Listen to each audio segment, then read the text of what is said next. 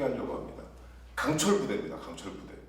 제가 종편 채널 프로그램을 과거에는 좀 거의 안 봤었는데 최근에는 많이 보게 돼요. 그 중에도 정말 괜찮은 프로그램들은 찾아서 보게 되더라고요.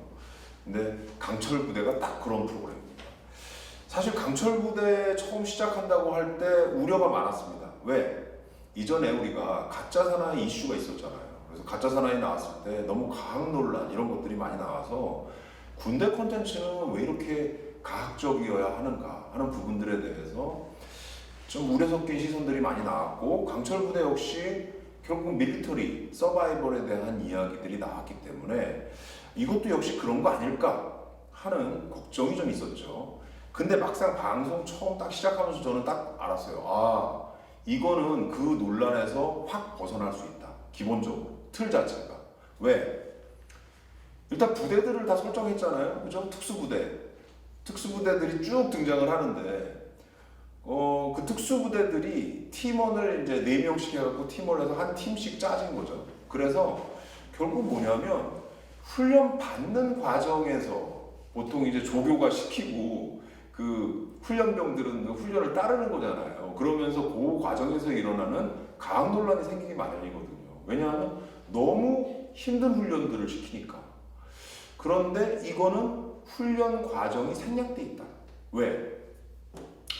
여기 출연하는 사람들이 이미 완전체야. 훈련할 필요가 없어. 이미 체력도 괴물이고, 그 다음에 능력, 심지어 정신력까지 만땅 꽉 채워져 있는 인물들이 출연한다는 거예요. 그러면 그 친구들이 나와가지고 무슨 뭐 훈련받을 이유가 뭐가 있어요? 훈련 과학 논란이 나올 이유가 전혀 없는 거죠. 그러면 뭘 하냐? 서바이벌이기 때문에 최고의 부대를 뽑는다라는 하나의 목표점을 갖는 거예요. 그러면 어떻게 되냐면 일종의 이게 명예, 내 부대에 대한 명예를 걸고 하는 대결 이렇게 되는 거예요. 그래서 이게 일종의 스포츠 같은 느낌을 만듭니다. 물론 스포츠는 아니지만 서바이벌, 게임 같은 느낌이 드는 건데 그 게임 내용은 군 밀리터리 소재들을 다 갖고 오게 되는 거죠. 군대 훈련의 일종이지만 그 훈련이 미션이 되는 이런 정도의 얘기들이 들어가 있어요. 그래서 첫 회를 하면서 일단 시청자들이 이게 강도가 보통 높은 미션들이 아니구나라는 걸 먼저 보여줍니다. 단 하루 만에 그 여러 미션을 동시에 다 보여주는데 첫 번째 했던 게 무슨 참호에서 서로 밀어내는 대결을 벌이고, 그 다음에 각계 전투를 해요. 아시죠? 철조망 통과하고 뛰고 뭐 이렇게 타이어 들고 걷고 그 다음에 줄 타고 올라가고 이 과정을 훈련합니다. 이것만 해도 아마 하루에 수행하기가 쉽지 않을 거예요. 근데 그게 끝이 아니더라. 밤에 갑자기 바다 뛰어드는 훈련을 하더라고요. 야, 이게 체력이 가능한가라는 생각이 들었어요. 근데 이분들은 특이한 게 아무렇지도 않게 그걸 해요. 보통 과학 논란이나 피학 논란이 나오는 건 감당할 수 없는 어떤 미션들이 왔을 때 그게 굉장히 괴로운 모습들을 보여줄 수밖에 없잖아요. 근데 그게 주는 불편함 때문인데 이분들은 그걸 감당을 하더라고요. 물론 일반인들은 그렇게 못할 겁니다. 근데 감당하기 때문에 이게 진정한 대결이 되는 거고, 그 대결도 그냥 이기는 거에 집중하는 대결이 아니라 뭔가 명예를 걸고 하는 스포츠맨십이 살아있는 그런 대결 구도로 돼 있다라는 게 이 강철 부대에 아주 잘 설정된 기획입니다. 목표를 잘 잡으면 똑같은 소재를 갖고 와도 문제를 일으키지 않는다는 걸 이 프로그램은 잘 보여주는, 그렇다고 볼 수 있어요. 근데 특히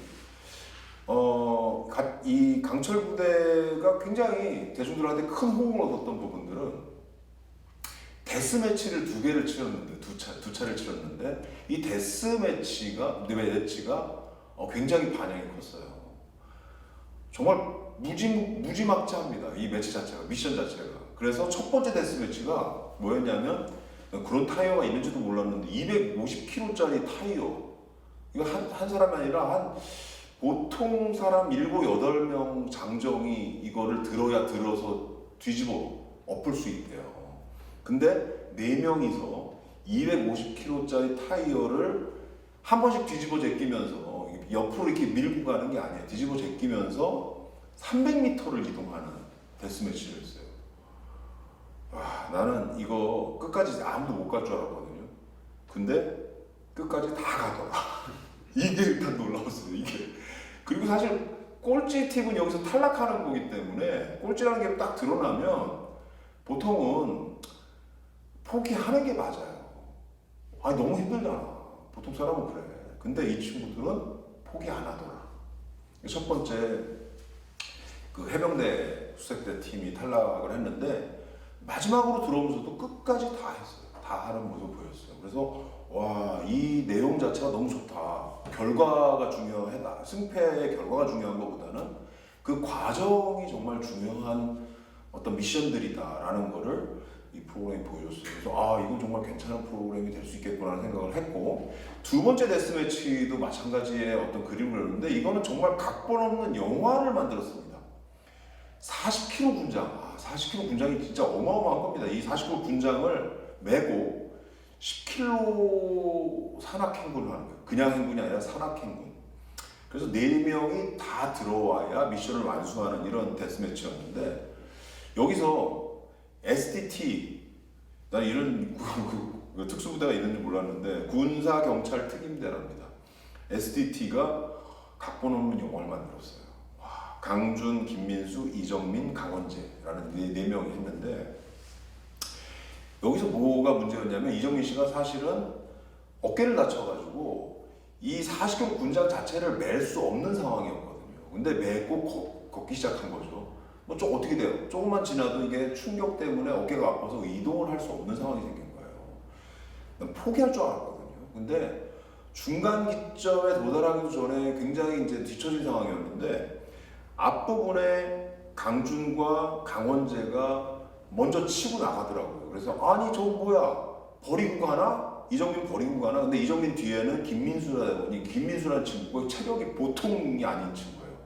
근데 이 친구가 뒤에서 밀어주고 하면서 같이 오더라고요. 근데 앞에서 먼저 나간 강준과 강원재가 버리고 간 게 아니라 반환점에 딱 도달하더니 군장을 내려놓고 다시 돌아서 뛰기 시작해요.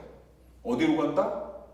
이정민 대원이 있는 데를 가는 거예요. 뭐야, 이게 라이언 일병 구하기 아니에요. 가가지고 그 군장을 대신 매주겠다는 거죠. 그래서 군장을 매고 그 김민수 대원의 총을 들어주고, 그래서 같이 중간 기점까지 옵니다.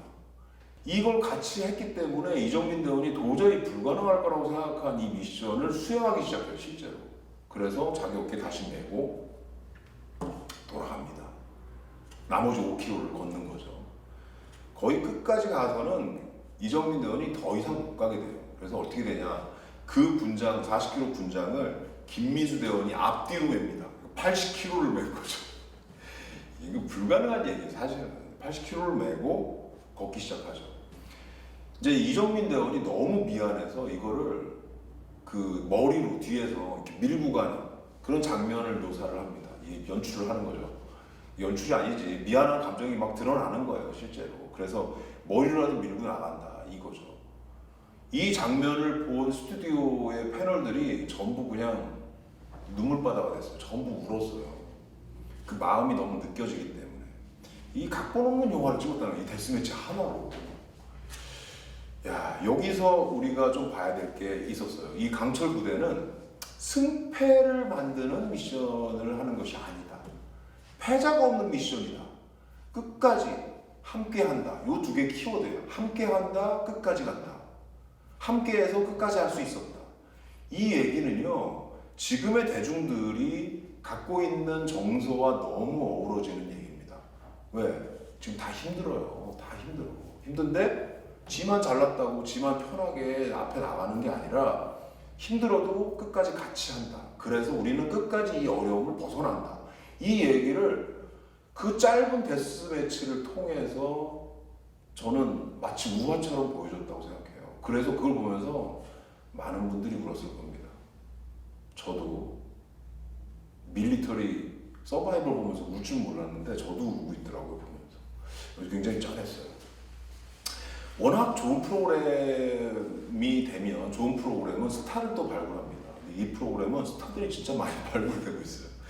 제일 먼저 주목되는 인물이 누구냐, 특전사 출신의 박준. 박준호 씨. 박갈량이라는 닉네임을 얻었는데 여기 등장하는 인물들이 다 괴물 같은 체력을 갖고 있어요. 근데 희한하게 이 아주 왜소한 체구의 박군이 이겨요. 이걸 어떻게 이기냐? 전략을 짜서. 그래서 전략이 굉장히 중요하다는 거를 잘 드러내는 그런 인물이에요. 근데 이런 인물이 들어가 있는 건 굉장히 중요합니다. 왜?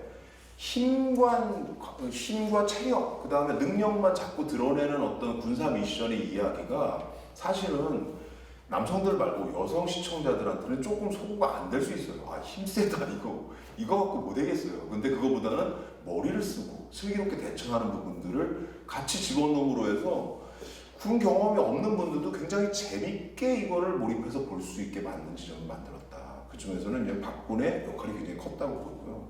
물론 그냥 보기만 해도 시원해지는 그런 인물이 있죠. SSU 출신의 황충원, 황장군이라고 불리는데 정말 괴력입니다. 괴력. 이게 참호 전투에서 혼자만 살아남았는데 4명이 달라붙어도 쉽게 못 내보내는 그런 사람이에요. 결과는 아직 내가 못 봐가지고 모르겠는데 여하튼 이 황장군이 그 문 부수고 들어가는 장면 정말 명장면입니다. 둘이서 매부서 이걸 두드려도 다 문이 안 열리게 해놨는데 혼자 그걸 들고 한 방에 딱 열더라고요. 나는 놀라웠어요 아주. 그 다음에 UDT 출신의 육준서 같은 인물은 정말 너무 앳된 그 약간 아이돌 얼굴이거든요. 그래서 몸은 막 거의 뭐 괴물인데 얼굴은 아이돌이고 이래서 이거 팬층이 좀 생기겠다라는 생각을 기본적으로 하게 됐습니다. 그 다음에 아까 설명드린 강준 같은 인물. 굉장히 왜소한 체구고 젊은 친구인데 굉장히 날쌘돌이에요. 엄청 빠르고 민첩하고 체력도 장난 아니고 그런 인물들이 등장을 하기 때문에 마치 여러분들이 게임을 좀 좋아하신다면 밀리터리 게임 요즘 많이 있잖아요. 그 1인칭 시점에서 슈팅 게임 같은 그런 걸 하시는 분들은 이 예능 프로그램을 마치 게임을 즐기듯이 볼 수 있다라는 측면에서도 굉장히 강점이 있는 프로그램입니다. 자, 오늘 강철 부대에 대한 설명을 이렇게 드렸는데 자 이제 헐크 지수 시간입니다. 아주 높은 헐크 지수를 드릴 거예요. 2대8. 아주 높습니다.